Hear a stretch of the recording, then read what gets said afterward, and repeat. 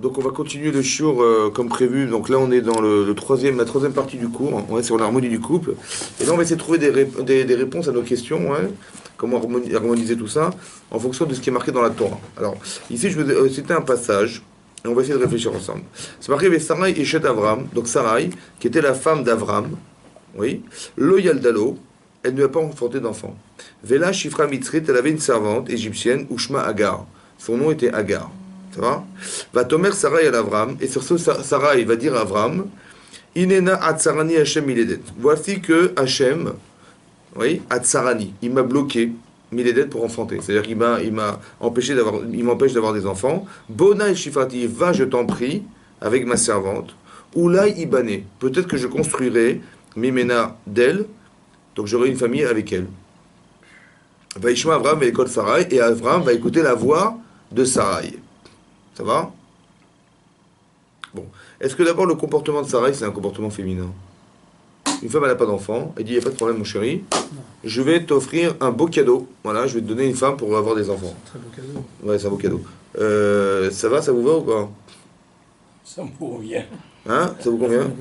Est-ce que c'est féminin ça? Est-ce que c'est un comportement féminin qu'une femme qui n'a pas d'enfant, une femme qui n'a pas d'enfant, elle a peur de quoi? Ben, elle a peur que son mari divorce parce que ça fait tellement d'années. Ça va? Ça faisait déjà la 10e année qu'ils vivaient en Israël, et elle avait espéré par le mérite d'Israël qu'ils auraient des enfants. Et là, il s'avère que quoi? Elle dit, bah écoute, il n'y a pas de problème, j'ai trouvé la solution, laquelle je vais te proposer Agar. Qui c'est Agar? On dit Shifra Mitzrit. Shifra, c'est quoi Shifra? Une servante, c'est quoi? Aspirateur, la vaisselle, c'est quoi exactement? C'est quoi la servante? Pharaon. Oui, c'était la fille de Pharaon. Quand Avram il a dû quitter Israël pour aller en Égypte, vous vous rappelez de ce passage? Ouais. Qu'est-ce qui s'est passé? Il s'est retrouvé chez le roi d'Égypte. Et lorsqu'il a vu le roi d'Égypte qui était Avram et les miracles qui s'étaient passés autour de tout ça et tout, il a dit, ma chérie, il a dit à sa fille, tu n'as rien à faire chez moi, il vaut mieux que tu sois une servante chez ce couple que tu sois une gvirta, une princesse chez moi. C'est-à-dire la chifra, c'est quoi la chifra? C'est pas la femme de ménage, la chifra c'est l'élève en fait, celle qui va servir Sarah. Ça va? Elle va le servir, elle va apprendre d'elle des choses. Donc la servante c'est, en fait il s'avère que Agar c'est la meilleure élève, la plus de sadéquette de tous ses élèves. Et donc elle dit voilà j'espère que je vais construire par elle. Voilà ce qu'elle dit. Elle va construire quoi? Sur le livret de famille, il y a remarqué quoi sur le livret de famille? Il y a remarqué Sarai, Avram et Agar avec le petit bébé? Où il y aura marqué Avram et Agar? Avram et Agar. Avram, qu'est-ce qu'elle dit? Je vais construire par elle. Tu vas construire quoi? Ça va? C'est bizarre comme comportement. Un, parce qu'elle propose à son mari d'avoir des enfants avec l'autre. Elle dit peut-être que je construirai moi-même par elle. Bizarre, oui. C'est bizarre. Ouais. C'est un comportement. Il faut comprendre cette logique féminine ici. Ça va? Ensuite, marqué Vatikar, Sarai et Chet Avram et Agar. Donc elle a pris Sarai, qui s'appelait Sarai à l'époque, la femme d'Avram et Agar, à Mitzrit, Shifrata Miketz Eser Shanim, au bout de 10 ans, la chevet Avram Beretz Kenaan, alors qu'Avram il vivait depuis 10 ans en Israël, donc il a dit peut-être par le mérite d'Israël, 10 ans vécu là-bas, ça nous permettra d'avoir des enfants, et il s'avère que ça n'a pas suffi. Vatiten Otal Avram, donc elle l'a donné à Avram, Isha en tant que femme, à son mari, Lol Isha en tant que femme. Elle a donné à son mari, cette femme, oui, elle a donné à Agar. Va y avoir Agar, donc il a été avec Agar, Vatahar, elle est tombée enceinte. Et lui, il était d'accord. Hein. Il était d'accord. Il a marqué, il a écouté la voix de sa femme. Ouais, la voix de sa femme. Il n'a pas écouté la parole, mais la voix de sa femme, ça veut dire qu'il a compris le sentiment de sa femme, de détresse, et il a compris surtout autre chose, on verra plus tard. Mais pour l'instant, ce qui se passe, c'est que Agar, elle tombe enceinte. Va tahar. Tahar, ça veut dire, elle tombe enceinte. Va terrer. Et elle a vu. Kiarata. Et quand elle a vu, elle a considéré qu'elle était enceinte d'Abraham. Va tekal gvirta beenea. Est devenue légère. Sa maîtresse à ses yeux. C'est-à-dire qu'elle s'est vantée. Va tomer Sarai à Avram. Sur ce, Sarai va voir Avram. La donne la chance. Hamasi alecha. Hamasi. C'est quoi le Hamas? La violence. La violence. Ça peut être quoi aussi le Hamas? Hein?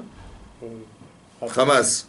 Dans la parashat Noir, on a vu le mot Hamas. Là-bas, c'était quoi le Hamas de Noir? Est-ce qu'il y a que les oiseaux qui volent? Même des hommes, c'est le vol, ça va? C'est le vol. Donc le Hamas, c'est le vol. Ça peut être soit l'injustice, soit le vol, soit la violence. Voilà. Donc elle a dit Hamasi, ce que je supporte, le Hamas ici, Alecha, je le mets sur toi.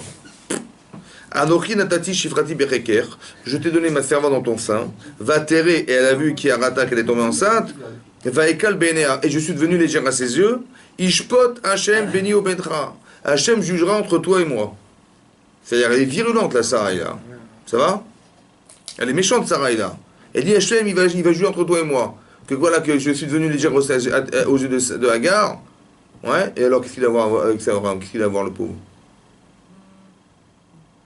Elle se vante, madame, d'être enceinte. Elle dit quoi? Elle dit, mais si Sarai, c'était la tzadékette, elle aurait dû avoir des enfants. Et elle en a eu ou pas? Donc, c'est qui la tzadékette au final? C'est moi, c'est qui l'a choisi Hachem? C'est moi, donc c'est moi la tzadékette, donc elle devient orgueilleuse. Pardon, excusez-moi. Et qu'est-ce qui se passe? Arrête de tricher. Ouais. Maintenant, triche. Maintenant, qu'est-ce qui se passe? Elle se vante, madame, d'être la tzadékette, et ça déplaît aux yeux de Sarah. Et qu'est-ce qu'elle fait? Au lieu d'aller voir Hagar, elle va voir son mari. C'est bizarre, non? Et elle lui dit, tu sais quoi? Dieu, il va juger entre toi et moi. Ça veut dire qu'il y a comme une forme d'injustice dans cette histoire. Alors, écoutez, vous avez compris? Alors, regardez ce que dit Rashi. Chamasi alecha. Pourquoi Chamasi? Chamas a asouili. L'injustice qui m'est faite. Alecha animati la onesh. Sur toi, je repose la punition, le châtiment d'Hachem. Elle a dit que Hachem, il va te juger, il va te châtier. Elle est méchante. Elle dit ça à son mari Abraham. Vous avez compris? Elle est virulente contre Abraham. À cause de quoi? Kishit palalta leg, quand toi tu as prié Hachem, elle lui dit à son mari, il dit, tu as dit, matitenli vanyor lechari. Tu sais, dans la paracha qui précède, dans cette paracha de l'Ech Lecha, on voit que comment il s'appelle, que Lot, il a été pris en captivité par les rois. Ça va? Qu'est-ce qu'il a fait Abraham? Il a dit, il a voulu sauver son neveu. Il a été faire la guerre contre les 4 rois. Et ils sont partis à combien? À 2. Lui et Eliezer. Il y a eu des miracles incroyables. Ça va? Qu'il a pris du sable, c'est devenu des flèches, c'est devenu des lances. Et donc, quand il a vu ça, ouais, Hachem, il a dit, t'inquiète pas, il a eu peur de perdre tout le salaire de là-bas, parce que les miracles qu'il a eu, on est obligé de lui puiser sur là-bas. Il a dit, t'inquiète pas, ton frère, il sera grand. Ouais. Il dit, mais à quoi ça sert tout ce que tu me fais? Dit Abraham à Hachem. Et je suis Ani Olech Hariri. Je me déplace sans enfant. Ça va? À quoi ça sert tout ça? J'ai pas d'enfant, j'ai pas de descendance. À quoi ça sert tout ça? Tous les miracles, tu m'as donné une puissance incroyable, une force incroyable, j'ai la Emouna, mais à quoi ça sert? J'ai pas de descendant. Voilà ce qu'il a dit. Il a dit, mais tant, elle a dit à Sarah, elle a dit à son mari, mais quand tu as prié Hachem, qu'est-ce que tu as dit? À quoi ça sert? Matitani, qu'est-ce que tu m'as donné? Veani Olech Hariri.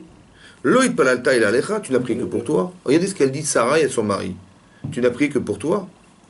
Donc tu es égoïste. Tu es égoïste. Ouais. Il dit nous. Tu aurais dû prier pour nous deux. Tu vois la violence qu'elle a. Il dit mais tu es égoïste dans ton rapport. Parce que quand tu dis je me déplace sans enfant, ouais. Il dit et moi je serais tombé enceinte de toi. On se rappelle de moi. Ouais. Et je serais tombé enceinte. D'accord? Ça veut dire que, attends, excuse-moi. Donc qu'est-ce qu'elle reproche à son mari? Hein? Elle dit pourquoi je suis pas tombée enceinte? Pourquoi je suis pas tombée enceinte? Hein? À cause de quoi? À cause de quoi? T'as prié que pour toi. J'ai compris, mais Hachem, pourquoi il la rend pas enceinte? Il tombe pas enceinte. Mais il dit oui, moi, d'accord, mais Hachem lui donne des enfants. Pourquoi il lui donne pas? Pour qu'elle prie elle aussi. Non, elle lui reproche. Elle lui dit tu dis je. Fallait dire nous. Mais pourquoi donc elle n'est pas tombée enceinte à cause de quoi? Parce que c'est pas associé à la prière de son mari. Hein? C'est pas associé. Non, l'inverse. Elle dit à son mari. Tu dis je. A dit Hachem, tu dis je. Tu dois dire nous n'avons pas d'enfant. Tu dis je n'ai pas d'enfant. Donc s'il avait dit nous, elle serait tombée enceinte ou pas? Normalement. Après oui, c'est ce qu'elle lui reproche. Donc pourquoi elle n'est pas tombée enceinte? Hein? Elle-même, elle l'a demandé aussi. Non. Pourquoi elle n'est pas tombée enceinte? Parce que. De son mari. À cause de quoi? L'égoïsme. L'égoïsme, on ne peut pas dire. Pas de ses paroles. Parce qu'elle n'est pas dans sa tête. Vous avez compris ou pas? Elle n'est pas. Elle n'est pas dans sa tête à son mari. Elle dit je, et elle est où sa femme? Elle dit si tu avais dit nous, j'aurais été dans ta tête, j'aurais compris, tu pries Hachem, tu dis nous. Je suis dans ta tête, mais là, où je suis? Où je suis? Nulle part. Ah ben c'est pour ça que je pense ça. Parce que comment tu veux qu'Hachem me donne des enfants si tu es seul? Tu comprends ce qu'elle est en train de dire? Elle est en train de lui dire il faut qu'on soit un couple soudé. Ça va? Si tu dis je et tu dis pas nous, c'est que je ne suis pas chez toi. Donc comment tu veux qu'Hachem il me donne à moi des enfants si tu ne conçois pas qu'on est un couple uni? Elle a dit comment tu oses dire je n'ai pas d'enfant Alors que tu aurais dit nous. Et si tu avais dit nous, j'aurais eu des enfants. Pourquoi tu aurais eu des enfants? Parce que parce que dans ta tête, j'existe en tant que tu existes. Alors Hachem il dit, mais parce que sa femme existe, on va les accorder, on va leur donner un enfant. Mais si tu dis je, donc, c'est-à-dire que dans ta tête, tu penses que je suis pas là. Ça va? Mais je, c'est pas du tout seul. Hein? Il faudrait qu'il ait une épouse pour avoir un enfant. Il demande à Hachem, donc il parle pour elle également. Très bien, alors c'est une question. Comment elle a cru, elle, tu as raison, Yves, comment elle a cru, elle, que je voulait dire je et pas nous? Ça va? Et qu'est-ce que ça a à voir avec son histoire? L'idée, c'est quoi? Qu'est-ce qui se passe? Elle dit, voilà, elle a fait un effort surhumain de donner Agar à son mari pour avoir des enfants. C'est antinaturel ce qu'elle a fait. C'est pas féminin ce qu'elle a fait. On donne pas un mari, on donne pas ma femme à son mari parce qu'elle a pas d'enfant. Ça n'existe pas, ça. Même à notre époque, ça serait choquant. Et évidemment que c'est choquant.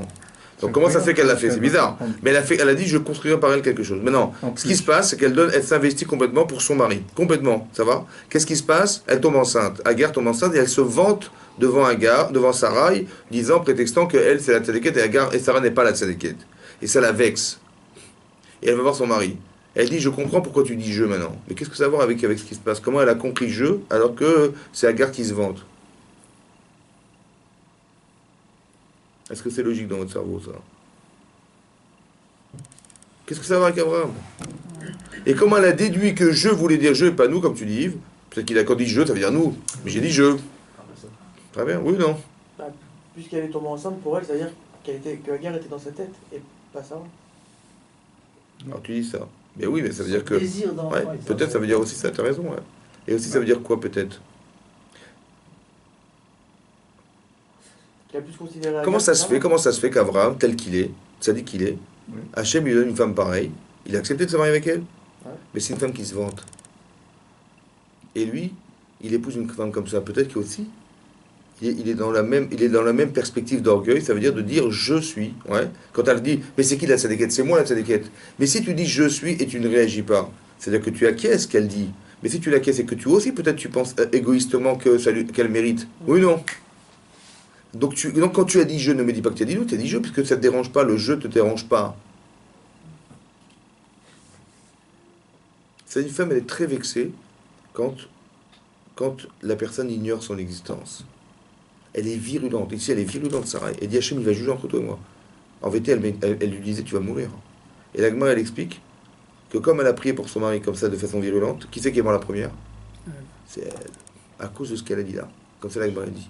Que Sarah, elle est morte avant son mari, parce qu'elle a dit Hachem, il va juger entre toi et moi. Et quand tu accuses les gens, ouais, comme ça, Hachem, il juge. Il va dire on va voir qui c'est qui va mourir le premier. Il va juger si tu as raison, sinon c'est toi qui vas mourir la première. Puisque tu condamnes. Vous avez compris ce qui se passe? C'est très intéressant de voir la virulence d'une femme. Qu'une femme, elle peut se vexer, ouais, contre son mari de façon virulente parce qu'elle vit une injustice. Moi, je me défonce pour toi, et qu'est-ce que tu fais toi? Tu dis Annie. Ah bon? Mais c'est pour ça que je tombe pas enceinte. Parce que Hachem ne peut pas me donner des enfants si tu dis je, il faudrait dire nous. Vous avez compris ce qui se passe? C'est-à-dire que si tu n'arrives pas à conceptualiser que nous sommes deux dans un couple, parce que manifestement tu vois Agar se vanter, toi tu réagis pas, tu dis rien, c'est-à-dire que tu conçois que c'est normal. Donc quand elle dit je, ça te dérange pas, mais toi aussi quand elle dit je, c'est ça que ça voulait dire. Je suis pas bête, j'ai compris. Vous avez compris ce qui se passe? Ça veut dire qu'une femme, elle a besoin de se sentir impliquée. Et quand elle ne se sent pas impliquée, il faut faire attention, parce que il va y avoir quelque chose qui va... Si elle ne le dit pas, c'est pire. Parce que si elle le dit, ben, je le sais maintenant. Mais si elle ne le dit pas, je peux l'avoir contre moi alors qu'elle ne va rien dire. Il va se passer des problèmes que je ne vais pas comprendre, elle va réagir de façon négative ou elle va refuser des choses que je lui propose, parce que derrière, cette frustration, elle l'a touchée au point que, par pudeur, elle ne va pas le dire. Mais c'est contre moi. Vous avez compris ce qui se passe? C'est ça qui est marqué là. Ça, c'est une explication. Vérod, deuxième explication de Rashi. Donc c'est quoi Hamassi? On a dit, Hamassi, c'est l'injustice. En vérité, moi, je fais des efforts, mais c'est injuste parce que le premier, il vient pas de moi, il vient de toi. Vous avez compris ce qu'elle dit à son mari? Elle dit, mais moi, je crois que c'était moi le problème. Donc moi, je donne ma gare, machin, je dis, mais c'est peut-être à cause de moi que mon mari n'a pas d'enfant. Lui, c'est un grand sadique, mais moi, j'ai peut-être une rachat. Et donc, c'est peut-être à cause de moi. Donc, je vais faire un truc contre nature. J'espère des Shem Shamaim. Je vais donner à gare à mon mari et j'espère qu'on aura des enfants par elle. Ça va? Donc, elle fait abstraction de tout son confort à elle de femme. Pour son mari. Mais elle se rend compte que c'est pas possible. Parce qu'en vérité, si elle se vante et tu dis rien, c'est que tu acquiesces. Si tu acquiesces, ça veut dire que quoi? Que quand tu as dit jeu, c'était jeu. Mais c'est une injustice. Parce que ça veut dire. Excusez-moi. J'espère que nous aurons des enfants. Après, je vais expliquer ça. Juste, j'ai fini.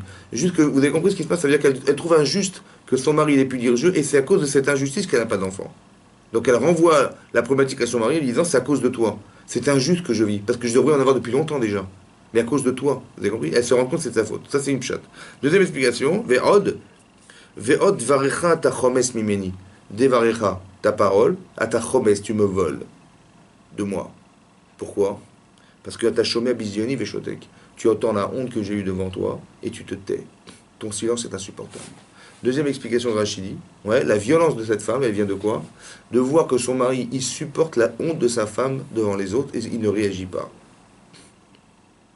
Atachomé à bizioni veshotek. Tu entends la honte que j'ai devant les gens et tu dis rien. C'est-à-dire combien tu m'aimes, combien tu m'aimes? Pas grand-chose. Hein. Parce que manifestement, tu entends, là, tu vois la honte que j'ai, et au lieu de réagir en disant à Agar, mais attends, là, tu vas trop loin, là. Et c'est quand même ça, et c'est pas parce qu'elle n'a pas d'enfant que tu vas lui faire cet affront. Donc il aurait dû réagir ou pas? S'il réagit pas, qu'est-ce qu'elle pense, elle? Que c'est? Qu'il l'aime pas. Vous avez compris? Que quand on aime sa femme, on réagit ou pas? Mais quand on n'aime pas sa femme, ben, peut-être qu'il a trouvé logique, lui, que ben, peut-être que c'est la tzadikette, t'as raison, peut-être que t'as raté ta vocation, je sais pas. Et comme elle réagit pas, même si moi je ne suis pas la tzadikette que tu prétends que je suis pas, quand même tu devrais réagir. Parce que c'est honteux. Vous avez compris ce que c'est? Une femme est très sensible au cavote qu'on lui fait. Ça va? Ça veut dire que soit ce qu'elle vit est une injustice parce que manifestement elle aurait dû avoir des enfants et que c'est à cause de son mari qu'elle n'a pas, donc elle lui renvoie la balle, soit comment ça fait que tu ne réagis pas à la honte que j'ai? Moi je réagis à ta souffrance parce que tu n'as pas d'enfant. Eh bien je suis prêt à faire des efforts multiples pour toi. Mais je me rends compte, un, que c'est injuste parce que tu ne fais pas de moi, et deux, que manifestement ce qui se passe te fait pas réagir. Vous avez vu comment Sarah elle est virulente? Oui? D'où vient cette violence? Dès que ça touche à des choses principales et essentielles dans la couple, une femme elle peut être virulente. Ça va? Un, parce que c'est injuste. Donc une femme elle est très juste. Elle supporte pas l'injustice. Et deux, c'est marqué dans Rachi que elle supporte pas que son mari il puisse rester indifférent à sa honte. Ça va? Ce sont des points principaux ça. C'est ça qui est marqué dans la Torah. Ça va? Pour répondre à la question de Oula Yibane Mimena, peut-être je construirai par elle. Oui? Comme ça. Vous savez quoi? Le clan d'Israël, le peuple juif, c'est un peuple qui disparaîtra jamais. C'est bon? On voit que dans toute l'histoire, les Grecs ont disparu, les Romains ont disparu, des peuples énormissimes ont disparu. Mais nous on est là. Maintenant, écoutez-moi bien. À votre avis, au jour d'aujourd'hui, le taux d'assimilation des Juifs dans le monde, il est de combien? 95%. Combien? Combien? Il est là. 95%. Notre quoi? D'assimilation. Le taux d'assimilation dans le monde des Juifs dans le monde, à peu Oui, près. beaucoup plus que ça. Je sais qu'il est lourd. Il est un peu plus de 60-70%. Ça va? Maintenant, ces gens-là vont devenir des goïms. C'est énorme. Et les 25% qui restent, c'est marqué dans la Gada de Pessah qu'on lit tous les ans. Bechol Dorvador. Bechol Dorvador, dans toutes les générations. C'est écrit depuis la Gada de Pessah. Je ne sais pas si vous vous rendez compte de ce que ça veut dire. Ça veut dire, c'est pas d'aujourd'hui. Hein. Ça fait des milliers d'années déjà que Bechol Dorvador, Une chanson. Rotsim Alelu Lechalotenu. Les goïms veulent nous détruire. Donc, la partie qui s'assimile devient goï, et la partie qui reste, on veut nous détruire. Ça a de l'avenir, ça? Il n'y a rien là. Hein? C'est logique qu'on puisse encore être là, nous, aujourd'hui? Hein? Comment ça fait qu'on n'arrive pas à nous détruire? Comment ça fait qu'on est indestructible? Parce qu'on constitue trois choses. Pouvoir politique, économique et social. Je sais pas. À part ça, ça va? Très Comment bien. ça fait qu'on n'arrive pas à se détruire? Merci. Comment ça fait qu'on n'arrive pas à se détruire? Mais les Romains, ils n'étaient pas politiques et sociales, et les Grecs non plus. Oui, mais on est, par certains côtés, on est même un État dans l'État. Mais peu importe, est-ce que c'est pas destructible, ça? C'est plus haut que ça. Il y a des États, les Romains, mais c'est ce que c'était, les Romains. C'est ce que c'était Pharaon. C'est ce que c'est ça. C'était les plus grandes richesses du monde. Donc social, économique, ils étaient là, il n'y avait pas de problème. Et ils ont disparu, c'est toujours qu'on disparu. Disparu, il n'y a plus de Romains. Ça n'existe plus, Romains. Les Grecs, tout ce qui a été créé au départ a disparu. Tout ça, ça a disparu. Alors comment ça fait que nous on reste? Il y a une partie juive Parce qui font partie d'eux. parce que nous, on essaye toujours d'être connectés avec Hachem, pas les autres. Mais comment ça fait que cette connexion, elle nous détruit plus? Vous savez pourquoi? On a une partie de nous qui est chez eux. Donc, Parce qu'écoutez-moi bien. Parce que Qu'est-ce qui s'use et qu'est-ce qui se détruit? Le corps. La matière. Oui. Donc pour que ça puisse durer éternellement, il n'y a pas de matière. Pour que ça puisse accéder au monde futur, il n'y a pas de matière. Ça va? Comment je vais créer demain, moi, quelqu'un qui va être antimatière? Comment je vais créer quelqu'un qui va accéder à un monde infini? Vous savez comment je vais faire? Il faut que ce que je fasse soit rattaché à l'infini. Ça veut dire que ce qui m'enferme en vérité dans la limite de ce que je vis, c'est mon gouffre, c'est mon corps. Il faut que je fasse une mitzvah, l'Eshem Shamaim, au nom du ciel. Ça veut dire que je vais faire quelque chose qui ne laisse exprimer que ma neshama. Vous avez compris ça? Quand tu dis non, j'ai pas envie, ah c'est trop dur, ah c'est machin, oui, c'est qu'il y a encore quelque chose qui fait obstacle à l'infini. Maintenant, elle est une femme. Elle dit, mais peut-être l'opportunité, c'est ça, c'est quoi? C'est que mon côté féminin qui fait blocage, je vais l'enlever. Je vais donner la gare. On a expliqué aussi la fois dernière, vous vous rappelez, on a dit que la faute de Chava, c'était de ne pas avoir voulu que son mari n'épouse une autre femme qu'elle. Peut-être que moi, je dois réparer cette faute de Chava, que d'accepter qu'Adam, il puisse épouser une autre femme que moi. Abraham. Adam. Et donc comment je vais faire? Je vais donner à Avram. À Avram, je vais donner. C'est ça la réparation de la faute de Chava. Et peut-être que je construirai par elle. Ça veut dire quoi? Qu'on va créer ensemble une triangulaire qui a été refusée par Chava un jour, et qui va faire que le monde va exister grâce à nous trois. Ou là, Yibané, je construirai par elle. C'est pas moi qui vais construire, c'est nous trois. Je construirai par elle, ça veut dire qu'il y aura Abraham, Agar et moi. C'est ça, avec Israël. Vous avez compris ce qui se passe? Mais par ma Messirut Nefesh à moi et la petite coûte de mon élève, on va construire quelque chose d'éternel. Ça a marché ou pas? Non, pourquoi? Parce qu'elle s'est vantée. Vous avez compris ce qui s'est passé maintenant? Le fait qu'elle soit vantée, elle se sent enfermée dans son intérêt à elle. Ça ne peut pas produire quelque chose. Elle lui a mis la Inara d'Irachi, et cet enfant, elle l'a perdu. L'enfant, elle a été enceinte, Agar. Elle perd cet enfant. Ishmaël est le deuxième enfant né de Agar. Oh. Bon, Oui, comme ça Rachid dit. D'accord? Mais ça veut dire qu'elle a mis la Inara, pourquoi? Parce que ça ne peut pas être le produit de quelque chose qui est commun à nous trois. Parce qu'il fallait les Shem Shamaïm. Il fallait faire tout ça sans intérêt personnel. Donc dès que tu te vends, c'est foutu. Surtout de ne pas rentrer là-dedans. D'accord? Maintenant, elle est virulente contre son mari. Ça va? Pourquoi c'est comme ça? Parce que il faut comprendre que la tension existentielle de ce couple-là, il est énorme. On doit ensemble créer le cas Israël. Je ne sais pas si vous vous rendez compte de la mission qu'ils ont. Oui, non. Il le savait. Mais Vadaï, mais depuis longtemps, Avram, qu'est-ce qu'il essaie de faire, Avram? Depuis longtemps. Maintenant, vous avez compris que ça, cette tension-là, maintenant cette tension, elle existe dans un couple ou pas? Chez nous, on n'est pas Avram et Sarah, nous. Ça va? Elle existe cette tension? Non, chez nous, elle existe cette tension? Non. On va pas construire l'Israël, mais on va construire notre famille, on va construire notre vie, on va construire quelque chose. Est-ce que la tension, elle existe? D'où vient la tension d'un couple? La tension du couple. Une femme, elle peut être très dure avec son mari, ou un homme, il peut être très dur avec sa femme. D'où ça vient cette tension-là?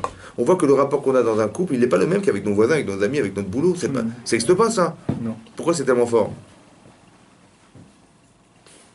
Parce que ça nous touche plus personnellement. Ben, mon boulot aussi, hein. Mon boulot, mes employés, mes machins.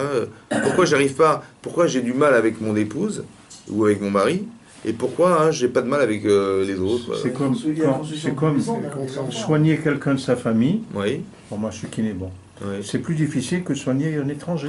Mais on va leur donner encore un autre exemple, mais il faut comprendre. Je veux comprendre pourquoi. Dites-moi pourquoi. On va donner plein d'exemples. Expliquez-moi pourquoi cette tension elle est plus forte. C'est important de la comprendre, la tension, parce que sinon vous n'allez pas comprendre votre épouse. T'as vu la violence de Sarah, là? Hachem ishpot beni ou bencha. Hachem jugera entre toi et moi. Elle n'est pas contente. Hachem, il va juger, c'est-à-dire elle condamne son mari. C'est très fort, ça. Mais d'où vient cette violence? Attends, calme-toi. Combien de fois il arrive? Mais calme-toi, ça va. Ah non, je suis pas d'accord. Ça gueule. Pourquoi ça gueule? Mais il y a quelque chose de très fort derrière. Ça veut dire quoi? Elle est le contraire de l'homme, la femme. Comment? La femme est le contraire de l'homme, elle est son opposé. Dans quel sens? Dans l'émotion. La femme est émotionnelle ici. Elle supporte pas ce manque de relation émotionnelle qu'elle a avec son mari. Parce qu'il y a une forme d'indifférence qui la blesse énormément. C'est vrai. Mais je pense comme ça.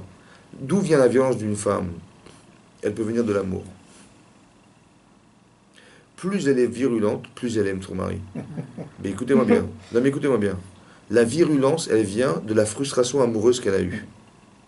Parce que je t'aime et je fais tout ça pour toi. Et la preuve de l'amour, c'est qu'elle donne sa servante, c'est quand même énorme. Pour son mari, c'est quand même énorme. Elle fait un sacrifice de femme ou pas?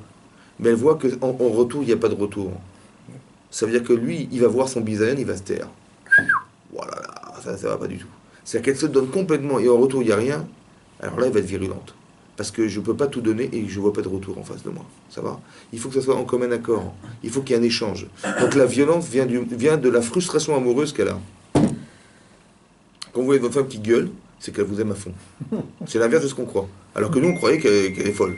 Non, parce que tu vois, quand ça se passe chez les autres, elle gueule pas comme ça. Ça veut dire qu'elle n'est pas autant amoureuse de son voisin que toi. Donc si elle est dure avec toi, oui, mais là c'est comme ça, si elle est dure avec toi, c'est qu'elle est déçue de toi. Elle a mis tellement d'investissement, elle a tellement espéré, elle a tellement rêvé, elle voit que c'est pas ce qui correspond à ce qu'elle voulait. C'est un sentiment féminin d'être violente, c'est ce qui est marqué là. Comme par exemple, vous allez voir que plus tard dans la Torah, vous allez voir que par exemple, Rachel n'a pas d'enfant. Léa elle a des enfants, les servantes de Yaakov ont des enfants, mais elle n'a pas d'enfant.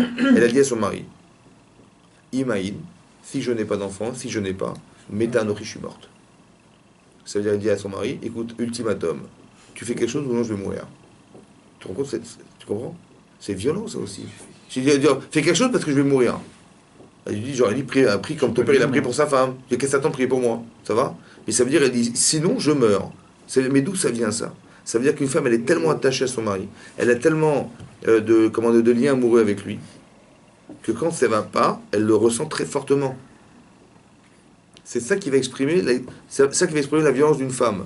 Donc c'est pas qu'elle est folle, c'est pas qu'elle est différente, c'est comme par exemple, je vais donner un exemple, c'est par exemple, une femme, elle voit une araignée qui monte sur son oreiller, elle saute en l'air, ça va? Ou elle a vu une souris passer quelque part, elle crie, ça va, le cri. Ah, bon, toi tu vois une araignée, qu'est-ce que tu fais? Tu l'écrases, non, tu l'écrases, non, tu as raison.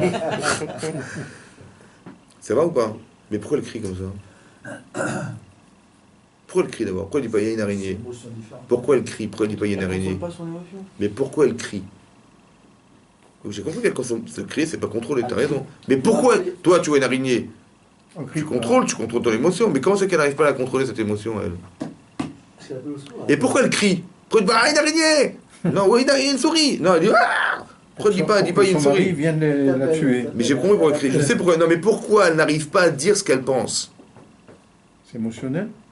Pourquoi elle n'arrive pas à dire ce qu'elle pense? C'est pas une réponse. C'est quoi la réponse? La haine qu'elle ressent contre la haine, non, c'est pas la haine, non. La peur. Le dégoût, la peur. Elle est dégoûtée devant une araignée, elle est dégoûtée devant une souris. Ça la dégoûte. Mais c'est quoi? Mais pourquoi elle crie alors? Pourquoi elle dit pas il y a une souris? Comme si elle ne pouvait pas exprimer ce qu'elle ressent. Alors elle va crier. Ça va? Mais c'est fort ou pas? Mais non, elle est folle ou elle est normale? Hein? Sur le moment, elle est folle. Elle est folle ou pas? Sur le moment. Non. Mais elle crie, on crie pas. Je veux dire, on voit des souris, on crie pas, on crie pas. On crie, non, mais pourquoi elle crie la femme? Elle est folle? Elle est folle ou pas? Non. Elle est quoi alors? Son mari entend. Elle est apeurée. Elle appelle. Et si elle était toute seule? Elle aurait crié ou pas? Oui, c'est pour faire peur à la Je sais pas. araignée. Non, elle n'aurait pas crié. Bien sûr qu'elle aurait crié, bien sûr qu'elle aurait crié. Si, elle aurait C'est pas pareil. Elle crie pas pour se faire entendre. Hein. Une femme, elle crie pas pour se faire entendre. Elle crie pourquoi? Pour montrer sa belle voix. Non, Zach Ovalo. pour qu'on s'intéresse à elle, son mari Hein? s'intéresse à elle. Son mari, Mais il n'y a personne, elle crie ou pas? Elle crie Bien aussi. sûr, c'est pas lié à son mari, c'est lié à quoi? C'est un sentiment de peur, de dégoût, une souris, ça te dégoûte, elle crie, ah, ok. Mais moi, ce que je veux dire ici, c'est que quoi? Elle est pas folle en fait, elle est quoi? Elle est différente. Quand tu dis elle est folle, c'est que toi tu raisonnes comme un garçon. Tu dis, mais moi je crie pas, pourquoi elle crie? Mais tu n'es pas une femme. Mais si tu étais une femme, tu aurais crié ou pas? Ben oui. Il faut juste comprendre qu'on est différent. C'est très important de comprendre. Ça fait partie des différences. Elle a une sensibilité particulière très forte qui n'est pas la même que la mienne. Alors je dis elle est folle, mais quand je dis elle est folle, c'est que je raisonne comme un homme. Mais quand je me mets dans la position de ma femme, je dis bah si j'étais une femme, j'aurais crié, donc ça veut dire qu'elle est différente. Et je commence à comprendre la différence. Manifestement, Abraham, quand il réagit pas, il n'est pas dans l'émotion de son épouse. Lui, il dit moi il m'arrive un truc comme ça, ça ne me dérange pas. Tu vois, elle a qu'à crâner, alors. Elle est bête cette femme, elle est bête. J'ai compris, elle est bête, mais d'un autre côté, si tu t'es mis dans la peau d'eux, ça va? Est-ce que tu aurais réagi? Oui ou non? Oui ou non? Oui. Donc s'il n'a pas réagi, c'est que quoi? Il s'est pas mis à sa place. Et donc il est quoi? Il est Annie.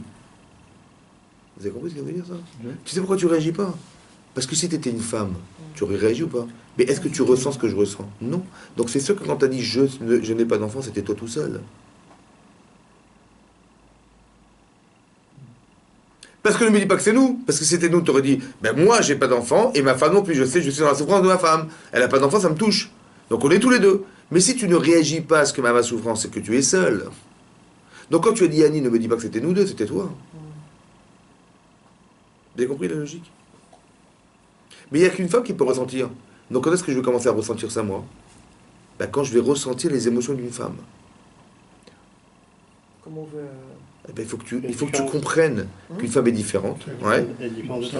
Oui, Ouais, mais mais justement. il faut l'accepter, cette différence. Oui, voilà, il faut l'accepter, d'accord, mais on pourra jamais ressentir ce qu'elle ressent. Je t'ai pas demandé de ressentir. Tu as compris qu'elle ressent des choses? Il y a Ah des oui, situations de vie. Par exemple, elle va avoir une araignée, tu sauras qu'elle réagira. Par exemple, tu vas pas, par exemple, tu vas pas rentrer, tu rentres pas, tu rentres chez toi, tu souris pas. Elle dit, bah, tiens, mon mari il a un problème. Peut-être c'est moi, c'est ma faute, etc. Il faut que tu comprennes quels sont les paramètres qui font réagir une femme, en particulier, en général, et la femme en particulier. Ça va? Il faut que tu le saches, parce que si tu ne comprends pas, si tu ne réagis pas, elle va dire, bah, elle va se faire un film, toute seule. Tu vois ce que je veux dire? Alors qu'elle va réfléchir comme une femme, peut-être, mais pas comme un homme. Toi, tu dis, bah, moi, je rentre chez moi, bah, je suis fatigué. Elle va dire qu'elle est fatiguée. Mais attends, mais quoi, je suis ta femme, mais je suis là, comment tu es fatigué? Quoi, la fatigue, c'est plus fort que l'amour? Oui, elle va commencer à faire des films. Mais il faut que tu saches ça, que c'est comme ça. Ah oui, c'est comme ça. Hein? Mais non, mais il faut que tu... Si tu le sais maintenant, tu dis, une femme, elle voit une araignée, elle saute en l'air. Elle voit une fourmi, elle truc. Mais moi, je suis pas comme ça. Moi, je saute pas en l'air quand je vois des souris, je saute pas en l'air. Donc tu sais qu'une femme, elle réagit en fonction de... Donc tu dois comprendre tous les paramètres qui la fait réagir, pour que tu sois en adéquation avec. Tu comprends l'adhésion? Donc Abraham, il avait raison de parler.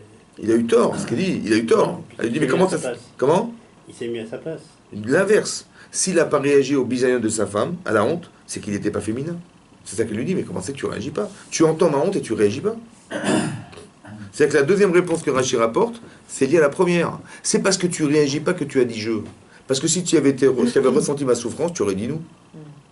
Si tu avais dit nous, tu aurais su, je suis masculin, elle est féminine, nous n'avons pas d'enfants, je comprends la souffrance de mon épouse, mais on est tous les deux à souffrir. Mais si tu dis je, c'est que tu ne souffres pas pour elle. Donc quand tu as dit je n'ai pas d'enfant, et que tu ne réagis pas à la souffrance de ta femme quand tu vois qu'elle a la honte devant un gars et tu ne réagis pas, c'est que tu as dit je. C'est comme ça qu'elle a compris elle. Mais ça ne cadre pas avec la personnalité d'Abraham. Comment on peut comprendre ça? Ah, c'est un truc de fou ça. C'est une très bonne question. Abraham, c'est quoi sa mida? C'est quoi sa qualité essentielle? Comment ça se fait qu'il n'est pas Béchesed avec sa femme? Hein? Comment vous comprenez ça, vous les juifs du livre Gargan? Hein? Comment ça se fait qu'Abraham, il est devant sa tante, il a fait la Brit Mila, il a la chaleur de ça, il attend des invités, et il est complètement impliqué pour les autres, il n'est pas impliqué avec sa femme, c'est bizarre quand même. Ah, voilà, si, il n'est pas impliqué, puisqu'elle lui reproche d'être impliqué pour elle. C'est l'habitude. Hein? L'habitude, mais pas à leur niveau quand même. Alors, c'est intéressant, vous avez compris une chose ou pas? Il est où le vrai chesed? C'est avec les proches. Et avec sa femme. C'est un truc de malade. Parce que je vois d'Abraham qu'il a eu du mal. Il n'a pas du mal avec les gens, il a eu du mal avec sa femme. Il n'est pas chesed avec sa femme, c'est avec le vrai chesed, il est où? C'est là qu'on voit les Sarah, vous avez compris ou pas? Avec les autres. Comme si qu'on était en compétition. Et qu'on a du mal à donner parce qu'on a peur de perdre. Ou on a peur que l'autre y rentre pas. Le plus vrai chesed, il est avec sa femme. Ou Dieu sait que tu es bon avec les gens. Bah, tu vas le vérifier. Avec l'autre, c'est plus facile qu'avec ta femme. Alors, vas-y, essaie. Si tu arrives avec ta femme, à force avec les autres. Vous avez compris? Que le Yitzhara, c'est là qu'on le voit. C'est pas logique ce qui se passe, parce qu'Abraham, il est chesed. Donc, comment ça c'est qu'il n'est pas impliqué dans la souffrance de son épouse? Il voit des gens, des pauvres, avant le dévoir, il a déjà envisagé qu'il avait besoin d'argent. Et sa femme, il voit la honte, il réagit pas. Vous avez compris? C'est-à-dire que l'implication la plus grande, elle est avec son épouse. Il faut que je sente, qu'est-ce que je dois sentir chez elle? Tout ce qu'elle a besoin. C'est pas que de l'argent, elle a besoin d'être comblée par quelque chose. Et mon vrai devoir, c'est d'arriver à comprendre ce qui lui manque. Ça veut dire qu'il peut lui manquer de l'assurance, il peut lui manquer de se sentir concerné par sa vie. Il faut qu'elle se sente, vous avez compris? C'est très important de combler les manques. Regardez la différence énorme entre un célibataire et un homme marié. Un homme célibataire, ils sont où les manques? Ils sont là. Je manque d'argent, je manque de temps, je manque de sommeil, je pense qu'à moi. Et dès que je me marie, tout à coup, je dois penser au manque des autres. Pourquoi? Parce que si je pense que ce que j'ai à gagner de me marier, c'est encore combler des manques que je n'ai pas reçus. Parce que moi, avant, je devais faire ma chambre tout seul, je devais faire mon lit, je devais faire le ménage, je devais arranger machin, je devais m'occuper de plein de choses. Et maintenant que j'ai une femme, je me décharge. Ça va? Donc elle comble des manques que j'avais besoin de faire avant. C'est ça ou pas? Donc ma femme, c'est une femme de Ménage, c'est une cuisinière, c'est une nourrice. Voilà, ma femme, c'est une nourrice, une femme de ménage. C'est ça ma femme? Ou c'est la femme? C'est ma femme ou la femme? Est-ce que ma femme, c'est une femme de ménage? Est-ce que ma femme, c'est une cuisinière? Est-ce que ma femme, c'est... Donc je dis, ben, mais c'est pas possible. Donc c'est quoi alors? C'est quoi le couple? Le couple, c'est l'inverse. Tu sais pourquoi tu t'es marié? Pour arriver à comprendre les manques des autres. Et ça n'a pas de limite. Parce que je vous explique une chose. Quand vous vous serez marié et que maintenant que vous êtes marié, vous avez comblé un vide, vous avez espéré et vous avez trouvé. Donc qu'est-ce qui reste après? Qu'est-ce qui reste? T'as bien mangé, t'as plus faim. Qu'est-ce que tu fais qui reste dans ton assiette? Tu fais quoi avec? T'as plus faim. T'es marié. T'avais l'espoir de te marier, tu l'as trouvé, Baruch Hashem. T'as la coupe, la folie, la fête et tout ça. Donc t'es bien comblé, t'es bien rassuré, t'es bien rassasié de ce que tu espérais avoir. Tu l'as eu? Non, qu'est-ce que tu fais maintenant? Non, qu'est-ce que tu fais maintenant? Tu vas toujours réfléchir à... Tu as encore comblé des manques. Mais t'as plus faim. Ça y est, ce fantasme du mariage, il a disparu. Parce qu'il est comblé, ça y est, t'es marié. Ah, tu as des enfants? Ah, t'as eu des enfants. Bah, ça y est, c'est comblé. Donc qu'est-ce qui te reste alors? Après, les gens, ils cherchent à encore combler. Mais il n'y a rien à combler, ça y est, t'es marié, t'as des enfants, t'as tout ce qu'il faut. T'as une maison, t'as des enfants. Qu'est-ce que tu espères encore? Tu espères quoi? Mais non, il faut arrêter d'espérer. Il ne faut pas espérer pour soi, c'est fini maintenant. C'est pour ça que tu t'es marié. Pourquoi tu as eu des enfants? Tu vas gagner quoi d'avoir des enfants? Et encore, tu vas combler quoi? Mais c'est là que tu vas te rendre compte qu'ayant des enfants, c'est pas toi que tu vas combler. C'est que tu dois comprendre des manques de ton enfant. Ton enfant, c'est un petit bébé, qu'est-ce qu'il a besoin? Et quand il a grandi, qu'est-ce qu'il a besoin? Vous avez compris? Ma question, c'est plus qu'est-ce que j'ai besoin, c'est qu'est-ce qu'il a besoin. Et grâce à mes enfants, j'ai compris que j'ai inversé un mécanisme, que je ne suis plus dans le manque de moi, mais dans le manque de l'autre. Mais si je suis capable de le faire avec mon enfant, je vais faire avec ma femme. Et ma femme, elle est capable de comprendre les manques de son enfant, elle va faire avec son mari. Elle n'est plus en recherche de manque personnel et en espoir de combler les manques de l'autre. C'est ça la famille. Vous avez compris? Maintenant, sa femme, elle est frustrée, celle d'Abraham. J'ai juste manqué de comprendre que la honte qu'elle a eue, ça a créé un vide. Elle aurait tellement aimé que je m'occupe de son problème. Quand une femme, elle sort du boulot, elle dit, tu sais quoi? Elle dit à son mari, tu sais quoi? L'autre, elle s'est moquée de moi. La patronne, elle vient, elle me dit va vous changer de service, machin. Puis c'est quoi ce boulot? C'est quoi ce machin? Bon, le mari, il a deux façons de réagir. Il dit, mais attends, moi aussi j'ai des problèmes. Comment on va me saouler avec tes problèmes? Garde tes problèmes, on garde nos problèmes, et c'est bon. Bon, comment elle se sent? Par contre, si je lui dis, ah ouais, c'est vrai, c'est grave, hein. Et alors, qu'est-ce que ça fait? Ben, je dis, voilà, j'ai fait ça, je dis, ah, peut-être, ouais, t'as raison, mais c'est vrai que c'est un problème, mais comment tu vas t'en sortir et tout, c'est vrai.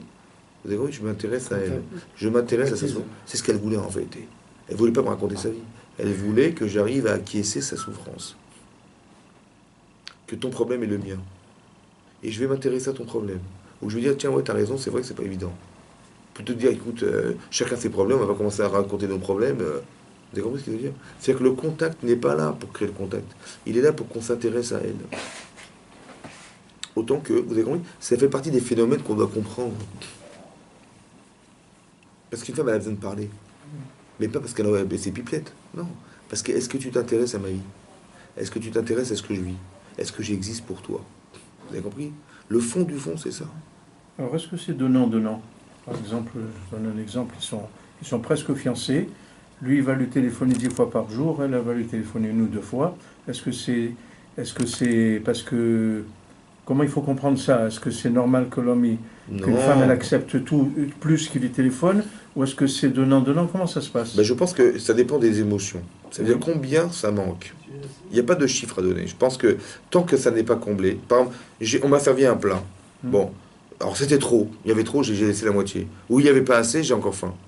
Vous avez compris? Donc ça veut dire que ma mère, elle va me servir un plat, mais elle doit savoir combien j'ai faim. Vous avez compris? Quand tu dis, j'ai téléphoné 10 fois, bah, peut-être que je l'ai saoulé. Peut-être, je sais pas, peut-être, attends d'appeler, oh ça va, je sais pas. Ou peut-être que j'ai pas assez téléphoné. Mais c'est moi qui dois mesurer combien ça manque. Vous avez compris ou pas? C'est relatif à la personne. Peut-être le mari, peut-être la fille, elle va téléphoner 2 fois parce qu'elle sait qu'il n'a pas besoin de plus que 2 fois. Ou peut-être que non, 2 fois c'était peu.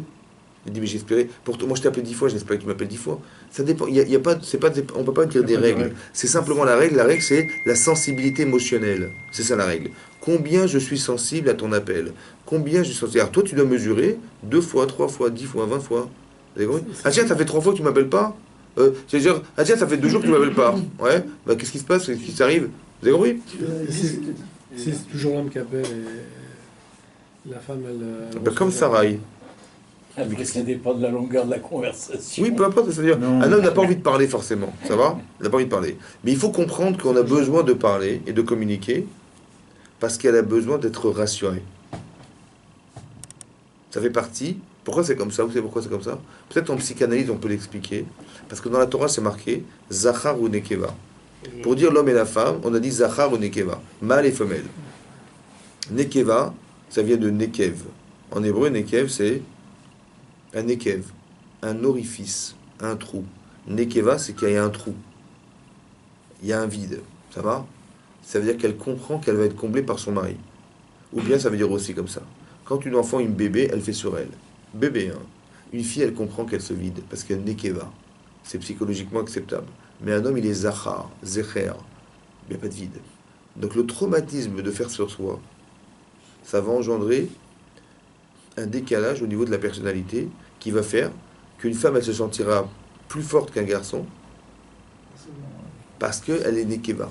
C'est pour ça que la bat mitzvah c'est 12 et la bar mitzvah c'est 13. Pourquoi on repousse d'un an? Parce que la maturation, elle va prendre un an de plus. Parce qu'un enfant, il sait qu'il est zahar, il ne comprend pas pourquoi il fait sur lui. Et une fille, elle est nekeva, elle comprend qu'elle peut se vider parce que nekev, c'est un orifice. Ça va? Elle porte en elle un vide. Autant qu'elle peut comprendre que quand elle voit son père et elle voit sa mère, elle dit ben, c'est mon père qui comble ma mère. Il comble le vide de ma mère. Je vais aimer mon père. Elle va s'être attirée par son père. C'est vrai. Parce que nekeva, vous avez compris? Parce qu'elle voit, elle sait être en manque. C'est psychologique.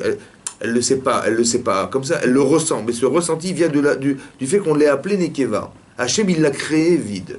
Il a créé quelque chose qui manque. Comme elle va s'attacher à ses enfants, plus que le mari. Pourquoi? Parce que Nekeva. Il y a un vide en elle. Ça va? Tout le temps, il faut savoir qu'une femme, elle a besoin de se rassurer parce qu'il y a un vide en elle. À toi de déterminer quel est ce vide. Où il y a un manque. Vous avez compris? C'est ça ta mitzvah. Vessi machetishto, c'est ça. Donc on voit très clairement dans la Torah ici, ouais, que il y a quelque chose de très fort il y a quelque chose de très fort qui est au départ un projet personnel qui est engagé par ce couple qui est Abraham et Sarai. Maintenant, plus le projet il est puissant, plus ça risque de créer des étincelles. Donc ça fait attention, il faut gérer. Est-ce qu'on doit avoir un projet dans un couple? Ou dit non, voilà, c'est marié, allez, vaille que vaille, on verra, on aura des enfants comme tout le monde. Est-ce que vous avez un projet déjà au départ? Hein? De fonder une famille déjà. Oui. Oui, je voudrais bien. Il y avait Chava et il y avait Adam dans le Gan Eden. Le Gan Eden, c'est quoi le Gan Eden? Le jardin d'Éden. C'était quoi le but?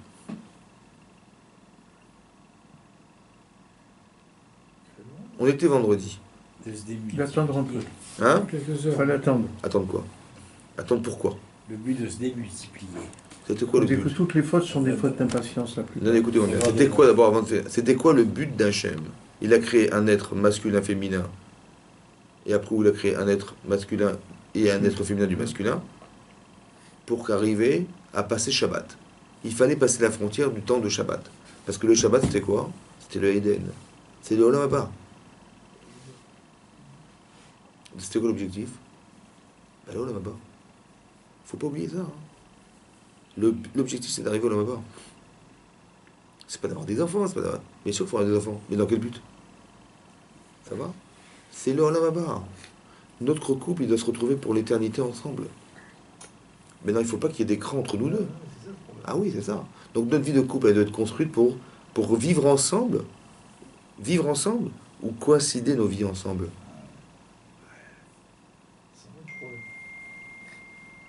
Est-ce que tout ça n'est pas un prétexte pour se retrouver? Pour que nos neshamot, elles se retrouvent un jour. Quand je dis neshamot, ça veut dire que je ressens le manque de ma femme. Je vis avec elle. Elle vit avec moi. Quand je l'appelle pas, ça la dérange. Ouais, elle est gênée, elle est embêtée. Il faut qu'on arrive à ça un jour. D'où j'ai tiré ça? Parce qu'il y a une Gemara dans Yeruvin. La fille traite la Gemara dit comme ça. C'est marqué là-bas, hein, ce qui ramène du Midrash, Rachid dit comme ça. Que quand il y a marqué Vaïvra Elohim et Adam, Hachem a créé l'homme. Il a créé l'homme seul. Il a créé à son image. Ça veut dire qu'on est capable de penser et d'analyser la vie. C'est parce qu'on est à l'image d'Hachem qui pense et qui analyse. C'est ça l'image. L'image, c'est pas une image. On est à l'image parce qu'on est penseur comme Hachem pense. Et Zachar ou Nekeva Baraotam. Il les a créés mâles et femelles. Et la Gemara dit bizarrement qu'au départ, on nous a dit qu'il a créé un être masculin, et après un masculin et un féminin. La Gemara dit, il y a une marque d'une discussion dans la Gemara, de savoir, est-ce qu'au départ, il y avait un être composé de deux êtres qu'on a défait. Donc quand la Gemara dit qu'Hachem, il a pris le tsela de l'homme, c'est pas la côte de l'homme, mais le côté de l'homme. Il a détaché les côtés. Ils étaient dos à dos. Ou bien qu'il a créé un être masculin, il a créé le féminin du masculin. Ouais, comme on a vu dans la Torah, il a... Ouais. Mais non, il ne peut pas y avoir... Il n'y a pas de marloquette dans la réalité. Il n'y a pas de... Comment dire, de conflit d'idées dans la réalité. C'est soit comme ça, soit comme ça. Soit il a créé un être jumelé, soit il a créé un être de l'autre. Ça ne peut pas être les deux. Oui, non. Ça ne peut pas être deux êtres créés ensemble qu'on a décollés, et à la fois qu'il ait pris l'un de l'autre. Mais non. Vous avez compris? C'est pas possible. Mais en tant que premier. Attends, c'est possible ou pas? Ils peuvent être identiques. Mais non, si tu me dis que la femme existait déjà, elle ne peut pas avoir été créée de l'homme, puisqu'elle existait déjà. Ça, c'est pas logique. Donc ça veut dire que c'est l'un ou l'autre. Donc comment ça peut être les deux? Vous avez compris? Alors j'ai pensé comme ça. Il y a marqué dans la Gemara que Allah Bemar Shava, Hachem, il avait dans l'idée, au départ, de créer un être jumelé. Allah Bemar Shava, il est monté à l'esprit de Dieu de créer un être masculin-féminin. Au final, il a créé un être masculin ou duquel il a créé féminin. Ça veut dire quoi qu'il a pensé Hachem? Ouais. C'est quoi la Aliyah Bemar Shava? La montée de l'idée de Hachem oui. Alors on a expliqué comme ça. C'est marqué au début de la Torah, je vous l'avais dit l'autre fois. Bereshit bara Elohim. Bereshit, au commencement, bara Elohim a créé Hachem Elohim. Elohim, c'est le dieu de rigueur. Il y a un dieu de Rachamim et un dieu de rigueur. Oui. La Rachamim, c'est Yud Kevavke. Quand vous verrez le nom de Yud Kevavke, c'est le dieu de miséricorde. Et vous verrez Elohim, c'est le dieu de rigueur. Bereshit bara Elohim. Ouais. Au début, Hachem crée le ciel et la terre, mais par la rigueur. Mais non. Rashi explique. Pourquoi Rashi, quand Rashi parle, c'est des midrashim. Rashi dit pratiquement rien de lui. Hein. Tout ce qu'il dit, c'est des choses qui ont été prises du midrash et qu'il explique la Torah. Le génie de Rashi, c'est dire c'est le pshat. C'est pas le. Mais non. Le midrash dit mais pourquoi c'est pas Hachem, Dieu de rachamim, de pitié et de miséricorde qui crée le monde? C'est Dieu de rigueur. Oui. Il répond, il dit comme ça. Bitrila, Bereshit, au début, Allah Bemar Shava. On retrouve ce texte. C'est le même terme. Il était montré à l'esprit d'Hachem de créer le monde du datadine, avec de la rigueur. Bevara'a She'anolam Itkaim. Il a vu que le monde ne pouvait pas résister à cette rigueur. Et donc il a créé un monde de Rachamim et de Din, de monde de miséricorde et de rigueur. Comme c'est marqué plus tard dans la Torah. Et les Toldot Shamivaretz, voici les dérivés de la terre après avoir créé toute la création du monde. Beibarem en les créant, Beyom, le jour, Asot Hachem Elohim, le jour où Hachem Elohim, il a fait Erez Veshamayim, la terre et le ciel. Donc c'est vrai que c'est contradictoire. D'un côté, tu me dis Bereshit bara Elohim, c'est Dieu qui crée le monde. Et après, tu me dis l'inverse, c'est Dieu, miséricorde des Dieu. Il faudrait savoir. On dit non. Ça, c'est ce qu'il avait pensé, ça, c'est ce qu'il a créé. Allah Bemar Shava, en français, ça veut dire il est monté à son esprit. Ça va? Donc on est dans l'esprit d'Hachem ou dans la création? Mais il y a marqué bara. Et marqué Bereshit, bara. Mais on n'est pas dans la pensée. Comment les Khamid ont pu dire on parle de la pensée d'Hachem? On n'est pas dans la pensée, dans la création. Tu as compris? Alors de là, j'ai compris quelque chose. J'ai compris comme ça. Parce que j'ai vu dans le Maharal de Prague, il explique sur Rashi, le Maharal de Prague. Il y a un sefer qui s'appelle le Gour Aryeh, qui a écrit le Maharal de Prague. Il y a 500 ans, il a écrit un livre qui s'appelle le Gour Aryeh. Ouais, il est dit là-bas comme ça. Que Allah Bemar Shava, que quand on parle de l'expression de émonter l'esprit de Dieu, c'est ce qu'il aurait voulu faire. Allah Bemar Shava, c'est l'espoir qu'on doit atteindre un jour. C'est quoi l'espoir? C'est qu'on puisse dire un jour Bereshit bara Elohim. C'est-à-dire ça, c'est une création, ça. Hachem, il a créé deux mondes. Un monde à deux vitesses. Un monde de rigueur, un monde adulte, on va dire, et un monde enfant. Le monde dans lequel on vit, c'est un monde d'enfant. Tous les ans, on demande à Hachem, je t'en prie, excuse-moi, pardonne-moi, jusqu'à quand on va demander pardon? Ça va? Tu peux pas un jour être... C'est comme si tous les jours, tes enfants ils viennent te dire, papa, excuse-moi, j'ai fait des bêtises, excuse-moi. T'as combien de temps? Toi, t'espères que quoi? Qu'ils vont se débrouiller. Au début, tu les aides, Tu les amènes à l'école, tu les aides pour les devoirs, tu leur payes la scolarité, un jour, tu espères qu'ils vont voler de par leurs propres ailes, oui, non. Donc tu espères de Elohim, la rigueur, qu'ils vont s'imposer, quelque chose qui vont devenir des adultes. Ben ça, c'est l'espoir qu'Hachem il a depuis la création du monde. Mais il a créé cet espoir, il existe cet espoir. Il existe ce niveau de conception, c'est Bereshit par Elohim. Donc Allah Bemarshava, ça veut dire, pas ce qu'il avait pensé, qu'il avait pensé faire, mais ce qu'il aurait aimé que soit. Ça va? C'est l'espoir. Donc ça veut dire que quand Hachem y crée l'homme et la femme, et Allah Bemarshava, c'est un être conjugué masculin-féminin, c'est ce qu'il espère que soit. C'est-à-dire que le but en réalité, on est des êtres séparés, mais le but c'est quoi? C'est qu'on soit des êtres conjugués, comme si on était dos à dos. Il n'y a rien qui nous fait écart. C'est ça qu'on doit construire en couple. C'est ça le but. C'est ça le but, l'objectif à atteindre dans sa vie. C'est pas de cohabiter dans une maison ensemble, c'est de coexister ensemble. La coexistence. Que tout est prétexte à se retrouver. Vous avez compris? Il faut que j'arrive à vivre avec elle au point où je la sens à 100%. Il faut que ma femme vive avec moi et qu'elle me ressente à 100%. Donc il faut qu'elle me connaisse. Il faut qu'elle sache et raisonner aussi au masculin. Il faut qu'elle puisse réagir au... Il faut même mieux que ça, vous savez quoi? Il faut que vous arriviez tellement à sentir les femmes, et la femme, votre femme en particulier, vous allez devancer ce qu'elle va vous dire. Elle va dire, ah purée, mon mari il est extraordinaire, il comprend. Je ne sais même pas d'en lui parler, il ressent. Vous avez compris ou pas? L'intuition féminine pour un homme. Mais non, mais ça veut dire que non, mais quand tu as compris, tu sais exactement précéder les choses, tu vois. Et même, le mieux, c'est qu'elle ait même oublié elle, et toi tu lui rappelé. Elle va dire, ah mon mari il est extraordinaire. Pourquoi? Parce que vous êtes en adéquation. Mais c'est ça l'osmose. Vous avez compris? Et elle, pareil. Quand tu vas voir que... tu n'as même pas dit, elle a fait le plat que tu préférais. C'est qu'elle s'est renseignée, c'est qu'elle a recherché, c'est qu'elle savait, et c'est qu'elle a préparé. Tiens, je m'attendais pas, franchement, c'est-à-dire que c'est ça l'amour. Mais l'amour, ça veut dire que là, il y a la shrina entre vous. Qu'est-ce qui peut vous séparer? Vous avez compris? C'est ça qu'elle a espéré, Sarah. Mais elle est vexée parce que son mari n'a pas réagi. Mince, on a raté le coche. C'est-à-dire qu'on ne pourra jamais construire le Beth Amikdash, on ne pourra jamais construire Israël, on ne pourra jamais créer quelque chose de spirituel si nos corps s'opposent. Parce que si je suis vexé, c'est pas ma tête qui est vexée. Tu entends ma honte et tu dis rien. J'ai rougi, tu n'as rien dit. On rougit, mon corps a rougi et tu n'as pas réagi. Vous avez compris? C'est-à-dire qu'il y a quelque chose, il y a une frontière entre nous. C'est pas normal. Et ce qui nous sépare à jamais. Vous avez compris? C'est pas que ça nous sépare maintenant, on s'est disputé. Non, c'est que ça nous sépare. Donc en vérité, comme je sais que ma femme est en moi et mon mari et elle, son mari est en elle, quand on se dispute ensemble, on se sépare de quoi? On se sépare de sa femme et de son mari? Non, on se sépare de soi-même. Puisque c'est tout à construire, vous avez compris ou pas? Moi, je croyais qu'elle s'occupait d'autre chose, qu'elle allait vivre autre chose. Si elle me parle comme ça, j'ai pas besoin de la voir. Mais je me suis pas rendu compte qu'en fait, je me suis fait manipuler. Parce que il a gagné. Parce que je me suis disputé, je me suis séparé d'elle. Mais qui c'est qui a gagné au final? Mais le but, c'était pas qu'on se sépare. Le but. Le Elohim là-bas, c'est qu'on arrive à être ensemble, évidemment.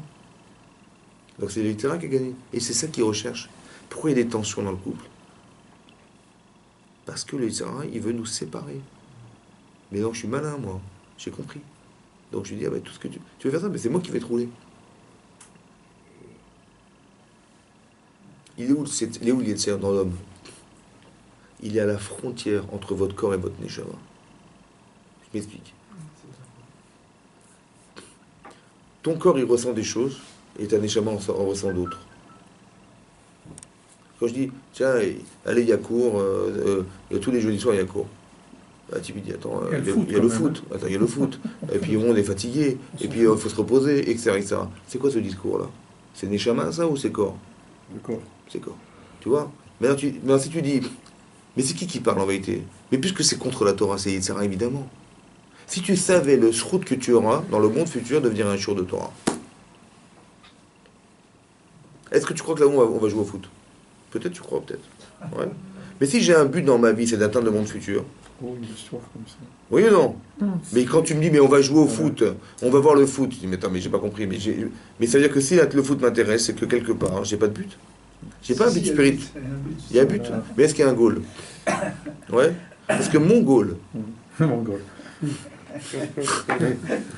Vous permettez il y avait combien à l'époque quand il y avait avant Pompidou, il y avait combien de goals? 2 goals. Oui. Permettez une petite discrétion sympa. Là, c'est pas ça, c'est eux qui vont gueuler. Après, Après, mais parce c'est en rapport. Hein. Ah, entre le rat et le porc, c'est quoi la différence? Voilà. Hein? Alors, allez-y, si vous voulez dire une petite. Ces deux amis ils sont fous de foot. Ah ouais, on la connaît, ouais. On Après, la là-bas, connaît. Voilà. j'ai deux nouvelles à t'apprendre. Une bonne et une mauvaise. Voilà, vous la Très connaissez. agréable. Maintenant, vous avez compris ça? C'est très important ce qu'on a dit ce soir parce que ça permet de mieux comprendre la relation. Ça va? Et des fois, on traduit une virulence contre soi alors qu'elle n'est pas contre soi, c'est l'inverse. Vous avez compris ici ce qui se passe? C'est qu'on a l'impression que Sarah, elle est contre son mari. En fait, elle le recadre. C'est-à-dire qu'en vérité, qui c'est qui recadre le chesed d'Abraham? Tu aurais dû, au lieu d'être resté avec les gens, tu aurais resté avec moi. Tu as compris? C'est-à-dire que ce qui cadre le chesed d'Abraham, ce qui lui manque en fait, c'est sa femme qui lui apporte. Parce qu'il est chesed avec les gens à 150%. Mais avec elle, tout à coup, il ne ressent pas. Il n'est pas dans la souffrance de sa femme. Il est victime de cette bonté. C'est incroyable. Hein. Non, mais c'est incroyable. Ça peut être ça, mais ça veut dire aussi, c'est pas incompatible. Au contraire, je dis, c'est déjà les autres, alors ma femme a fortiori. On voit que c'est pas ça. C'est pas ça, c'est marrant, c'est pas ça. On aurait dit, mais si déjà tu t'occupes des gens, occupe-toi de moi. Oui, non. Oui, non. Et on voit que c'est pas ça. Ça veut dire qu'il y a quelque chose qu'il faut comprendre derrière. Et donc, celle qui va recadrer le chesed d'Abraham, c'est sa femme. C'est ça qui est marqué là. Bien compris? C'est-à-dire qu'il faut comprendre les manques, et il faut être sensible pour ne pas créer des frustrations qui vont faire qu'on va se séparer à cause de des bêtises. Parce qu'au final, qu'est-ce qu'il y a au final? Bon, elle s'est vantée, elle était un peu gonflée, franchement. D'accord? Et donc, et ça a donné naissance à un conflit. Vous avez compris? Ça veut dire que, voilà, tout ça pourquoi? Finalement, c'est des regards, c'est des impressions. Qu'est-ce qui s'est passé au final? Il s'est passé quoi? Il s'est passé rien. Rien. Que du vent. Genre, elle s'est vantée, t'as rien dit, elle dit, mais moi, qu'est-ce que je peux y faire? Voilà. Et du vent. Mais ça casse des coups, ça. Et le type, il va croire que sa femme, elle est folle. Et elle, lui, va dire, mon mari, il est complètement différent, il m'aime pas, mon mari. Alors que c'est faux, tout est faux. Il aime sa femme, et juste parce qu'il n'a pas réagi à ce moment-là, ça l'a rendu malade, et elle a jugé que c'était un manque d'amour. Et l'autre, il a jugé que sa femme, pour qui elle se prend pour me condamner? Et qu'est-ce qui va se passer? On va se vexer tous les deux, après on va se séparer. Vous avez compris le problème? Alors que c'est du vent, il n'y a rien derrière, il n'y a rien, c'est du vent, des paroles, des mots, des trucs, des vexations, des trucs, des non-dits, tu vois? Tout ça, il faut l'analyser, c'est très important pour ne pas se faire rouler. Parce qu'au final, on va se séparer, mais c'est qui a gagné? Voilà, c'est dommage. C'est toujours très important de comprendre et de définir la personne, la sensibilité, l'attente de l'autre. Qu'est-ce qu'on a comme objectif commun? Il faut définir au départ. Tu vas avoir des enfants, quelle éducation? Quelle école? On discute. C'est des choses importantes. Tu dis, est-ce qu'on parle de vivre Torah à table? Sache que si tu ne dis pas de vivre Torah à table, les enfants, ils n'en diront jamais. Jamais. Ils disent, on n'a jamais vu ça. Nous, de quoi on se rappelle? On se rappelle de ce qu'on a vécu à la maison. Mais si on n'a jamais fait ça, pourquoi on va le faire? Donc il faut que tu réfléchisses, quel est notre travail? Quel est le but qu'on a en commun, tous les deux, mari et femme? Mais c'est d'arriver à ce que nos enfants ils soient bien éduqués, qu'ils aient des réflexes, qu'ils aient des émotions, qu'ils puissent réagir à des choses bien pour eux. Et c'est ça notre but, non? Et ça, c'est le but qu'on a sur Terre, mais le but après. Vous avez compris? C'est ça qui est important. Il faut savoir qu'on va donner Din Vecheshbon devant Hachem un jour. On va régler des comptes. C'est-à-dire, moi j'ai peur de ça aussi. Je dis, mais qu'est-ce que je t'ai donné la vie, qu'est-ce que ça fait avec? Ça aussi, il faut avoir peur. Ça fait partie de l'expérience de ma vie aussi, non? Parce qu'après après cette vie, on va le là-bas. Je veux dire, on est mamie, on a comme la Emunat Hashem. Donc il faut quand même qu'on ait un but commun qui nous amène dans le monde à venir aussi. Donc c'est-à-dire qu'on est en train de se construire dans ce monde et aussi, en vérité, essentiellement dans le monde à venir. À travers ce qu'on vit dans la vie de tous les jours, ce sont des mitzvot. On fait des mitzvot. Vous occupez de votre femme, elle s'occupe de vous, vous occupez de vos enfants. Ce sont des mitzvot permanentes. Vous travaillez sur des mitzvot. Vous travaillez, c'est des mitzvot. Vous apprenez un métier à votre mari, à votre enfant, c'est des mitzvot. On fait des mitzvot en permanence. Juste qu'il faut avoir conscience que ça nous amène à nous construire pour le monde à venir. Donc on dit, ouais, après je me suis marié pour avoir des enfants, machin. En fait, c'est structuré ce qu'on est en train de raconter. Mais il faut comprendre de façon beaucoup plus fondamentale. C'est pour ça que si j'ai compris le fondamental, je ne tombe pas dans les petits travers, des petites disputes, des petites bêtises. Et je contrôle et je suis serein, ça me rassure. Ouais. Quand j'ai eu tort, je dis oui, excuse-moi, j'ai eu tort. Ouais, j'ai pas peur. Parce que j'ai pas envie de rater les Olam Haba. Parce qu'on va se disputer sur des détails de la vie. Et on va se séparer pour des détails. Mais il est où le monde futur? Il est où le monde à venir? Il est où le lien qu'on devrait créer ensemble. Quoi, pour ça, on va se disputer, pour ça, on va rater le... Donc quand chacun, de façon communément, on a compris ce principe, ouais, et ben on arrive à contrôler. C'est plus facile. Parce qu'on a un but qui est commun, c'est d'arriver à se retrouver un jour. Pas à vivre ensemble. Qui voilà, chacun s'occupe, moi je suis au boulot, tout machin. Non, il faut qu'on arrive à vivre ensemble. Il faut qu'on se retrouve. Il faut qu'on se comprenne. Il faut qu'on soit sensible l'un par rapport à l'autre. Il faut qu'on exprime de l'amour. Il faut qu'on le dise. Il faut que ça s'entende. Parce qu'une femme, elle a besoin d'entendre. Elle peut ne rien dire, et le pire, c'est quand elle dit rien. Il y a beaucoup de gens qui ne disent rien, et qui vivent des frustrations permanentes. Et elles ne se sentent pas aimées, et après, elles mettent des étiquettes. Et elles sont sûres que c'est comme ça. Et après, vas-y, va enlever l'étiquette. Allez, va. C'est plus dur d'enlever l'étiquette. Donc c'est pour ça qu'il faut faire attention depuis le départ. De ne pas mettre d'étiquette. De pas mettre d'a priori. Parce qu'il va vous dire, oui, mon mari, oui, d'accord, mais ouais, vous le connaissez pas, mon mari, il est comme ça. Oui. Et puis c'est tout le temps pareil, il me répète toujours oui, puis finalement il fait rien. Puis... C'est que des étiquettes, C'est-à-dire qu'on ne donne pas la possibilité à la personne de changer. On empêche la personne de faire tes chouvas. On enferme, ça va? Parce que, madame, elle met des étiquettes. C'est comme ça qu'une femme raisonne. Parce qu'elle est émotionnelle. Tu l'as touché, touché, couler, c'est bataille navale. Ouais. C'est compris pas? C'est comme une feuille. Arabe, une fois, il a dit comme ça. Tu prends une feuille vierge, blanche, vierge, et tu l'appliques comme ça. Tu la froisses. Bon, elle est froissée. Essaie de la remettre comme avant. On peut pas. Mais les femmes, c'est pareil. C'est très difficile quand elle est froissée de remettre la feuille lisse. Elle va prendre des années. Il faut que tu repasses. Pourquoi? C'est dommage. Si j'avais compris au départ que ça peut froisser, j'aurais évité ce froissage. Ça va? Pour ça, c'est très important de comprendre les gens, de comprendre la nature des autres. Qu'est-ce qu'elle a besoin? Qu'est-ce que lui il a besoin? Sa femme, c'est pareil. Elle doit comprendre les besoins de son mari. On n'est pas de même nature. Donc si je reste une femme dans mon couple, ben, mon mari va se vexer, il va se froisser un jour. Et si je reste un homme dans mon couple, eh ben, ma femme elle va se vexer un jour, elle va se froisser pareil. Il faut qu'on arrive à se sensibiliser à l'autre, selon la nature de chacun. Et une femme, elle doit comprendre la nature de son mari. Si par exemple un mari, regardez la nature d'un enfant, c'est exactement la même nature que nous avons adultes. C'est pareil. Un garçon, il est dans la compétition. C'est moi qui va le plus vite, c'est moi qui est plus fort, c'est moi qui machin. Une fille, c'est autre chose, ça va? Mais si une femme, elle comprend pas que son mari est dans la compétition, quand elle lutte, est nulle, elle le tue. Parce que c'est un compétiteur. Et elle fait exprès de dire ça. Il est un nulard. Tu vois? Il faut jamais parler des gens. Il faut parler de ce qu'ils font, les gens, pas de ce qu'ils sont, les gens. Souvent on dit, t'es nul, t'es machin, t'es nul. On parle des gens. Et t'es bête d'avoir fait ça, t'es bête. Non. Il faut dire que ton comportement n'est pas... On parle pas de la personne. Absolument. Il faut parler de l'acte. Oui. Même avec vos enfants, faites attention. Parce que ne parlez pas de vous... Ne dites pas à vos enfants, ils sont. Dis, tu fais. Ne fais pas ça, ou tu as fait ça. Tu as fait, mais pas tué. Parce qu'on l'a tué. Donc c'est des nuances qu'il faut comprendre, ça aussi. Parce que ça vexe, parce que ça enferme. Un gosse à qui on a dit toujours il est bête, il croit qu'il est bête. Parce que papa, il a dit, je suis bête. Et bien après, tu dis, mais comment tu sais que tu réussis pas dans ta vie? Bah oui, parce que je suis bête. C'est ce qu'il me l'a dit. Vous avez compris? Faire attention à ça. Il faut toujours se rappeler du but. Le voilà là-bas. Ça veut dire qu'il faut que la personne, elle évolue. Il faut qu'elle arrive là-haut. Donc si tu l'as frustré fondamentalement toute sa vie, qu'est-ce que tu veux? Quel là-bas? Vous avez compris?